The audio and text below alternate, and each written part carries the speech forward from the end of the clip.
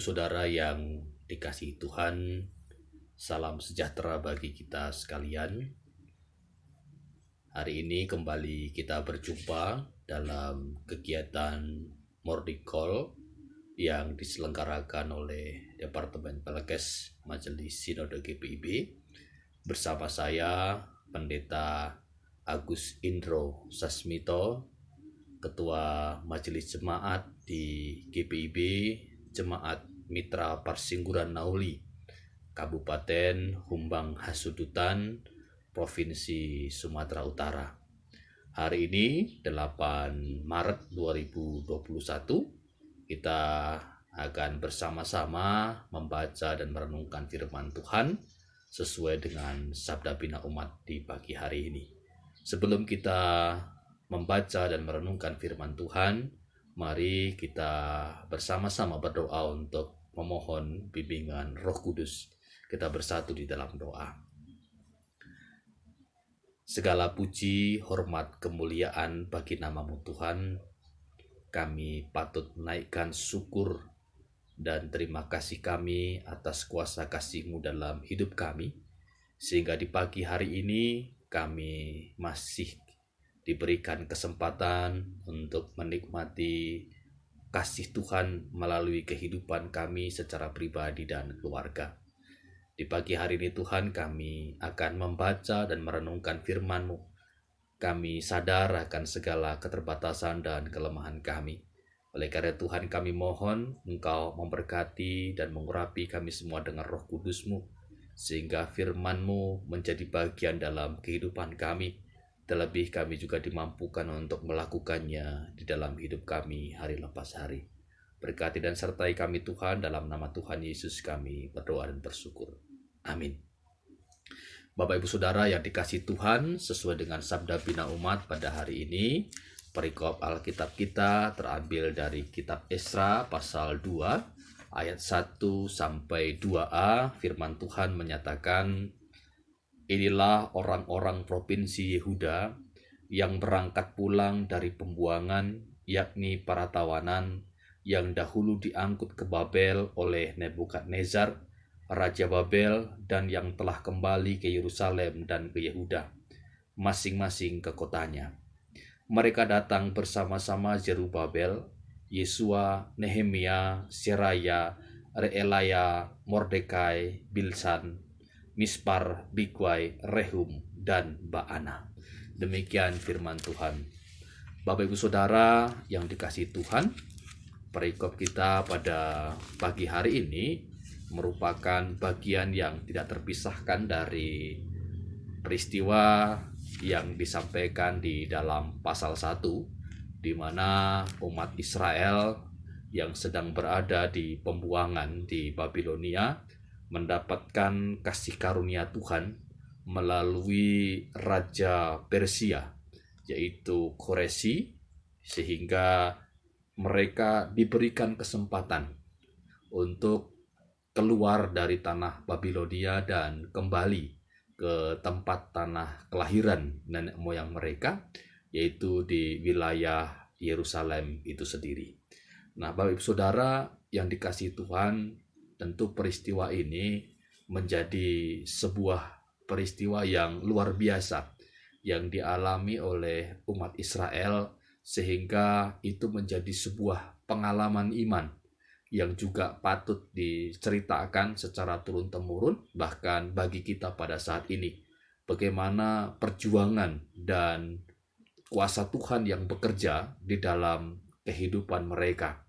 Mereka sungguh merasakan kasih penyertaan Tuhan sehingga mereka boleh keluar dari penindasan dan juga dari segala tekanan selama mereka berada di pembuangan di Babilonia. Nah, dalam perikop bacaan kita hari ini kembali disebutkan tentang beberapa orang yang pada akhirnya boleh berangkat dari pembuangan untuk kembali ke Yerusalem dan ke Yehuda. Secara khusus dalam perikop kita hari ini disebutkan bahwa mereka adalah orang-orang yang berangkat dari provinsi Yehuda. Dan beberapa nama yang disebutkan adalah Yerubabel, Yesua, Nehemia, Seraya, Reelaya, Mordekai, Bilsad, Mispar, Bigwai, Rehum, dan Baana. Nah, melalui perikop bacaan ini, Bapak Ibu Saudara yang dikasihi Tuhan, kembali kita akan dikuatkan bahwa perjuangan untuk bebas dari segala penindasan upaya manusia diperlukan, tetapi terlebih juga bagian dari rencana dan kehendak Tuhan, sehingga semuanya itu boleh terwujud sesuai dan tepat pada waktunya. Kita boleh melihat bagaimana Tuhan juga menggunakan Raja Persia yaitu Kores untuk membantu dan menolong umat Israel untuk keluar dari penindasan. Artinya bahwa dalam segala sesuatu yang terjadi di dalam kehidupan kita, maka itu menjadi bagian bagi kita untuk terus berjuang. Dan kita percaya akan ada banyak orang juga yang akan bersama-sama berjuang, sehingga dengan kasih karunia Tuhan kita boleh keluar dari segala penderitaan, pergumulan yang kita hadapi. Secara khusus Bapak Ibu Saudara, hari ini tanggal 8 Maret 2021, kita bersama-sama dalam kehidupan internasional atau sedunia mengingat bahkan merayakan hari ini sebagai hari perempuan sedunia atau International Women's Day, yang tentu kita tahu bahwa peristiwa tanggal 8 Maret ini bukan secara terjadi begitu saja, tetapi menurut referensi yang saya baca dari kompas.com bahwa ini sudah bermula di tahun 1900-an ketika ada sebuah ekspansi besar-besaran yang terjadi sehingga memunculkanlah sebuah kerusuhan dan perdebatan di antara wanita, sehingga adanya banyak penindasan pada kaum Hawa secara khusus, dan kemudian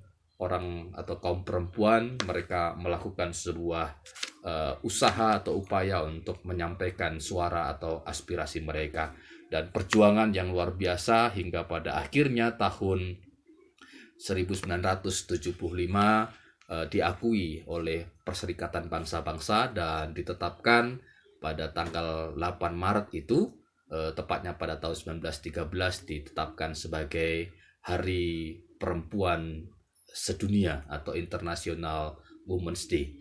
Nah, di tahun 2021 ini diambil tema berdasarkan internationalwomensday.com yang saya kutip dari kompas.com, mengambil tema tagarnya adalah Choose to Challenge. Artinya bahwa setiap perempuan atau bahkan kita semua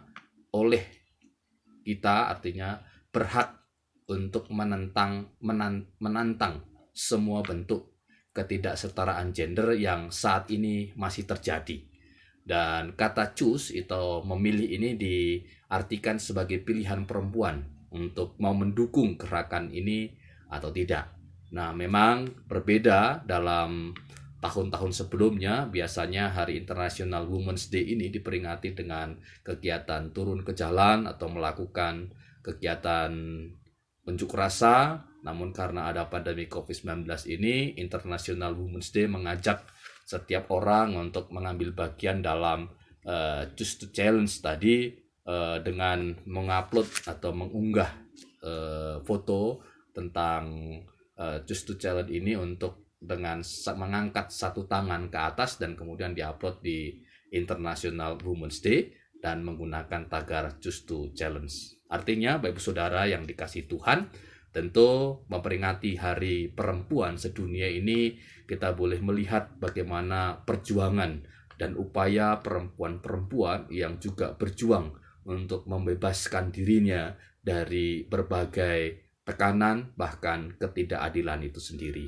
Kita sebagai orang-orang yang juga mengalami penderitaan dan tekanan, kita patut bersyukur kita boleh dibebaskan dari segala sesuatu yang menindas. Secara khusus kita boleh dibebaskan dari dosa-dosa kita melalui pengorbanan putranya Yesus Kristus. Maka biarlah gerakan-gerakan yang ada dalam memperjuangkan kesetaraan dan ketidakadilan ini boleh terus tetap kita dukung, dan itu boleh menjadi bagian dari apa yang juga dialami oleh umat Israel, bahwa mereka boleh terbebas dan terlepas dari penindasan. Itu juga ada sisi perjuangan manusia, terlebih itu juga adalah karena kasih karunia Tuhan. Kita berharap bahwa upaya dan perjuangan yang dilakukan oleh tokoh-tokoh perempuan dan kita semua yang ikut ambil bagian di dalamnya juga boleh semakin memberikan keadilan, memberikan kedamaian, memberikan kesejahteraan bagi dan juga kesetaraan bagi setiap orang, sehingga setiap orang boleh merasakan kuasa dan kasih Tuhan, dan itu menjadi sebuah pengalaman iman di dalam kehidupan saudara-saudara kita dan bagi kita sekalian. Oleh karena itu, biarlah firman Tuhan hari ini boleh menguatkan dan meneguhkan kita untuk terus tetap berjuang bersama-sama membangun apa yang menjadi bagian bagi kita, dan kita tetap menyerahkan hidup kita kepada Tuhan karena kita percaya Tuhan yang punya rancangan dalam hidup kita. Dia akan memberikan yang terbaik tepat pada waktunya. Demikian firman Tuhan pada pagi hari ini. Mari kita bersatu di dalam doa. Kami datang bersyukur, memuji, memuliakan nama-Mu Tuhan untuk kasih-Mu dalam hidup kami. Biarlah firman-Mu pada saat ini boleh juga mengajarkan kami tentang bagaimana perjuangan umat-Mu Israel boleh terbebas dari penindasan, dan atas kuasa kasih-Mu mereka boleh terlepas dari penindasan Babilonia melalui tangan kuasa Tuhan dengan menggerakkan hati Raja Persia yaitu Kores. Dan biarlah itu boleh menjadi bagian bagi kami secara khusus yang masih terus berjuang bergumul di dalam segala tekanan beban yang ada dalam hidup kami, karena kami percaya Tuhan juga yang akan memberikan kami jalan keluar yang terbaik. Begitu juga Tuhan, di tanggal 8 Maret ini menjadi peringatan bagi kami tentang perjuangan perempuan-perempuan sedunia di dalam menjalankan ataupun berupaya melakukan perjuangan dan upaya dalam kesetaraan gender dan keadilan.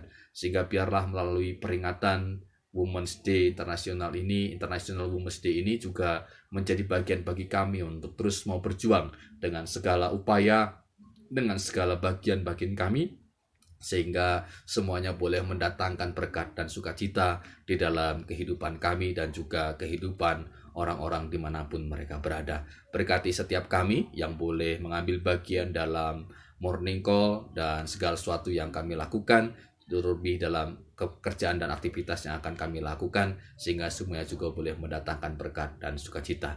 Kami mohon juga Tuhan memberkati majelis sinode melalui Departemen Pelkes dan juga setiap orang yang terlibat di dalam tim morning ataupun night call yang ada, sehingga mereka juga boleh terus melakukan pelayanan yang ada, sehingga nama Tuhan juga boleh semakin dipuji dan dimuliakan. Berkati segala sesuatu yang menjadi pergumulan kehidupan kami masing-masing Tuhan.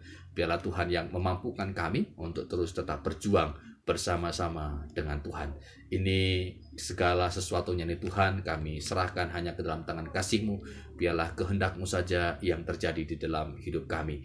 Dalam nama Tuhan kami Yesus Kristus yang adalah Tuhan dan Juru Selamat kami berdoa dan mengucap syukur. Amin.